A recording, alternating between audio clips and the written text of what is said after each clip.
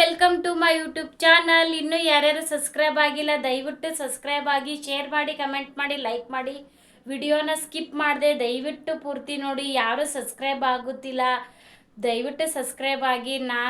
ನಾನೇನು ಕಂಟೆಂಟ್ ಅಂತೂ ಏನೋ ತರಲ್ಲ, ಏನೋ ನಂಗೆ ತಿಳಿದಿದ್ದು ನಾನು ವಿಡಿಯೋ ಮಾಡ್ತಾ ಇದ್ದೀನಿ. ದಯವಿಟ್ಟು ನಿಮ್ಮ ಸಪೋರ್ಟ್ ಇರಲಿ. ಇನ್ಸ್ಟಾದಾಗ ಹೆಂಗೆ ಸಪೋರ್ಟ್ ಮಾಡಿದಾರ ಯೂಟ್ಯೂಬ್ದಲ್ಲೂ ಹಾಗೆ ಸಪೋರ್ಟ್ ಮಾಡಿ ಅಂತ ಹಂಬಲ್ ರಿಕ್ವೆಸ್ಟ್ ಮಾಡ್ತಾ ಇದ್ದೀನಿ. ದಯವಿಟ್ಟು ಎಲ್ಲರೂ ಸಬ್ಸ್ಕ್ರೈಬ್ ಆಗಿ. ಏನಪ್ಪ ಅಂದರೆ ಕೆಲವು ಹೆಣ್ಮಕ್ಳ ಜೀವನ ಹೆಂಗೆ ಗೊತ್ತಾ, ಕೆಲವ್ರು ಅಂತಾರೆ ಗಂಡ ಸತ್ತ ಮೇಲೆ ಹೆಂಡತಿ ಜೀವನ ತುಂಬ ಕಷ್ಟ, ಅವಳು ವಿಧವೆ ಜೀವನ ತುಂಬ ಕಷ್ಟ ಅಂತ. ಸೊ ನನ್ನ ಪ್ರಕಾರ ನಡಿ, ಗಂಡ ಇಲ್ಲ ಅಂಬೋದು ಒಂದಿದ್ರೆ ಲೈಫ್ನಲ್ಲಿ ಎಲ್ಲನೂ ಇರುತ್ತೆ. ಬಟ್ ಗಂಡ ಇದ್ಕೊಂಡು ಗಂಡನ ಪ್ರೀತಿ ಸಿಗದೆ ಇರೋದು ಅದು ವಿಧವೆಕ್ಕಿಂತನೂ ನರಕ ಅನ್ಕೋತೀನಿ. ಯಾಕಂದ್ರೆ ಈ ಸಮಾಜದಾಗ ಗಂಡ ಸತ್ತು ಅಂದರೆ ಬಿಡುಪ ಒಂದು ಏನೋ ಇರ್ತದ, ಅವಳೇನೋ ಗಂಡ ಸತ್ತಾನ ಏನೋ ಒಂದು ಲೈಫ್ನಲ್ಲಿ ಮಾಡ್ಕೋತಾಳ ಅಂತ 4 ಜನ ಸಪೋರ್ಟ್ ಆದರೂ ಮಾಡ್ತಾರ. ಬಟ್ ಗಂಡ ಇದ್ಕೊಂಡು ವಿಧವೆ ಥರ ಬದುಕ್ತಾರಲ್ಲ, ಅಂಥ ಜೀವನ ನರಕ ನೋಡ್ರಿ.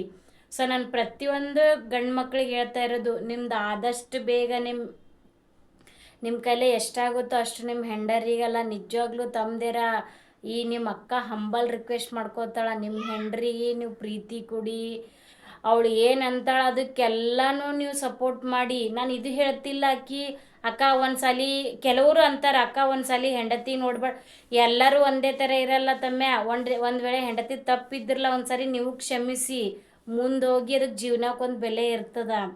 ಕೆಲವು ಹೆಣ್ಮಕ್ಳು ಹೆಂಗೆ ಗೊತ್ತಾ, ಮಿಡಲ್ ಕ್ಲಾಸ್ ಹೆಣ್ಮಕ್ಳು ಕಷ್ಟಲಿಂತ ಬಂದಿರ್ತಾರೆ, ಮುಂದೆ ಗಂಡನ ಮನೆಗೂ ಅದೇ ಕಷ್ಟ ತೆಗಿ ಅಂದ್ರೆ ಆಗಲ್ಲ ತಮ್ದೇರ. ಯಾಕಂದ್ರೆ ಒಂದು ಹೆಣ್ಣಿಗೆ ನಂದು ಹಿಡ್ಕೊಂಡೆ ಒಂದು ಹೆಣ್ಣಿಗೆ ಆಸೆ ಅಂತ ಇರುತ್ತೆ.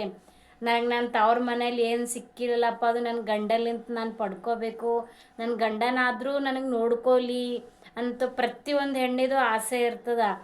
ಕೆಲವ್ರು ಇರ್ತಾರೆ ಬಿಡು, ನಾ ಕೆಲವು ಹೆಣ್ಮಕ್ಳಿಗೆ ಹೇಳಲ್ಲ. ಬಟ್ ಆಲ್ಮೋಸ್ಟ್ ಎಲ್ಲ ಈಗಿನ ಕಾಲನಾಗಲ್ಲ ತಮ್ಮದಿರ ತಂಗಿದವ್ರು ಭಾಳ ಅಳ್ಳುಗತ್ತಾರ. ಒಬ್ಬೊಬ್ರು ಹಾಕೋ ಕಮೆಂಟ್ ನೋಡಿದ್ರೆ ನಿಜವಾಗ್ಲೂ ನನ್ನ ಲೈಫೇ ನೆನಪಾಗ್ತದ. ಕೆಲವ್ರು ಅಂತಾರೆ ಪೂಜಾಕ್ಕನ ಜೀವನ ಚೆನ್ನಾಗಂತ. ಅದು ಪೂಜಾಕ್ಕಗೆ ಗೊತ್ತು, ಪೂಜಾಕ್ಕ ಯಾವ ಥರ ಬದುಕ್ತಾ ಇದ್ದಾಳೆ, ಯಾವ ಥರ ಫೇಸ್ ಮಾಡ್ತಾ ಇದ್ದಾಳೆ, ಅವಳ ಪೂಜಾಕ್ಕ ಹೆಂಗಿದ್ದಾಳೆ ಅಂತ. ಸೊ ನನ್ನ ಪ್ರಕಾರ ಲೈಫಲ್ಲಿ ಗಂಡ ಅಂದರೆ ಒಂಥರ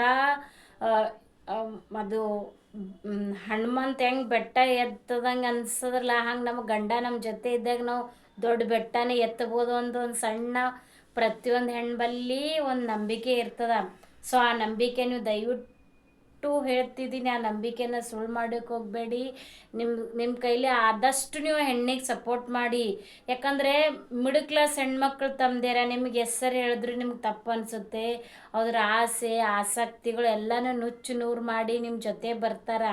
ಯಾಕೆ ಗೊತ್ತಾ, ಒಂದೇ ಒಂದು ಕಾರಣ, ತಂದೆ ತಾಯಿ ಮದುವೆ ಮಾಡಿಕೊಡ್ತಾರ, ನಾಳೆ ಮಕ್ಕಳು ಅಥವಾ ಸಂಸಾರ ಅದು ಇದ್ಕೊಂಡು ಎಲ್ಲನೂ ಅವ್ರ ಲೈಫ್ನಲ್ಲಿ ಆಲ್ಮೋಸ್ಟ್ ಎಲ್ಲನೂ ತ್ಯಾಗ ಮಾಡಿಬಿಡ್ತಾರ.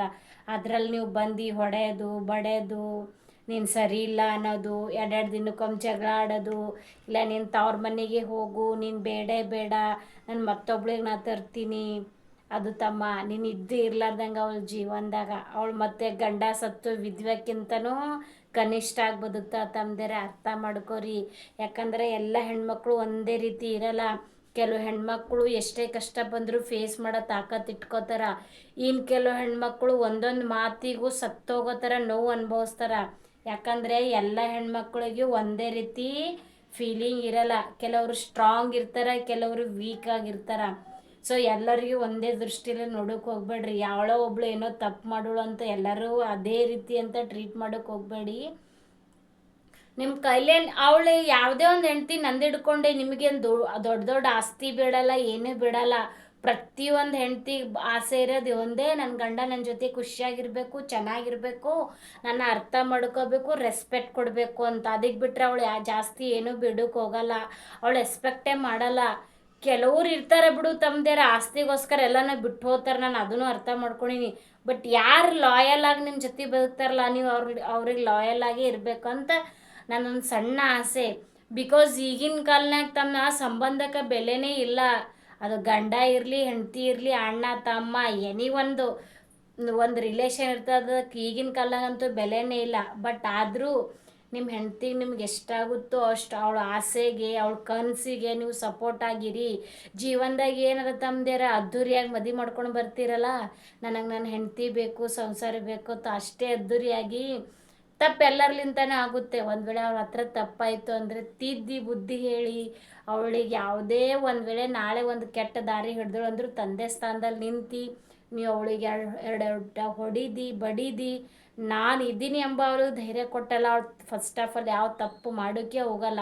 ಇದು ನಾನು ಓನಾಗಿ ಹೇಳ್ತಾ ಇದ್ದೀನಿ. ಒಬ್ಬ ಕಟ್ಕೊಂಡು ಗಂಡ ನಾನು ಇದ್ದೀನಿ, ಎಲ್ಲದಕ್ಕೂ ನೀನು ತಲೆ ಕೆಡ್ಸ್ಕೊಬೇಡ, ಏನೇ ಆದರೂ ನಾನು ನೋಡ್ತೀನಂಬ ಒಂದು ನೀವು ಹೋಪ್ ಕೊಡ್ತೀರಲ್ಲ, ಆ ಹೋಪ್ಲಿಂತ ಅವಳು ಎಲ್ಲಿಗೆ ಹೋಗಿ ಮುಟ್ತಾಳಂದ್ರೆ ಅದು ನಿಮ್ಗೆ ಊಹೆ ಮಾಡ್ಕೋಕ್ಕೂ ಆಗಲ್ಲ.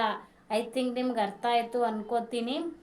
ಸೊ ಪ್ರತಿಯೊಂದು ಹೆಣ್ಣಿನ ಜೀವನದಲ್ಲಿ ಅವ್ರು ಚೆನ್ನಾಗಿರ್ಬೇಕು, ಅದು ಒಂದೇ ನನ್ನ ಆಸೆ. ಯಾರು ತಮ್ಮದೇರು ನಿಮ್ಮ ಹೆಂಡರಿಗೆ ಮೋಸನ ಮಾಡೋಕ್ಕೆ ಹೋಗಬೇಡಿ, ನೀವೇ ಮೋಸ ಹೋಗೋಕ್ಕೆ ಹೋಗಬೇಡಿ.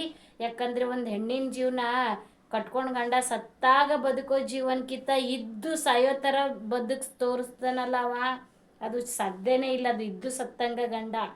ಸೊ ಇಷ್ಟು ಹೇಳ್ತೀನಿ. ಈ ವಿಡಿಯೋದಲ್ಲಿ ಏನಾದರೂ ತಪ್ಪಿದ್ರೆ ಕ್ಷಮೆ ಇರಲಿ. ಸೊ ದಯವಿಟ್ಟು ಸಬ್ಸ್ಕ್ರೈಬ್ ಆಗಿ. ಯಾರೂ ಸಬ್ಸ್ಕ್ರೈಬ್ ಆಗ್ತಿಲ್ಲ ಇಲ್ಲ, ಅಥವಾ ನಂಗೆ ಕಮೆಂಟ್ ಮಾಡಿ ಅಕ್ಕ ನೀವು ಈ ಥರ ವಿಡಿಯೋ ಮಾಡಿ ಅಂತ ನಾನು ವಿಡಿಯೋ ಮಾಡ್ತೀನಿ.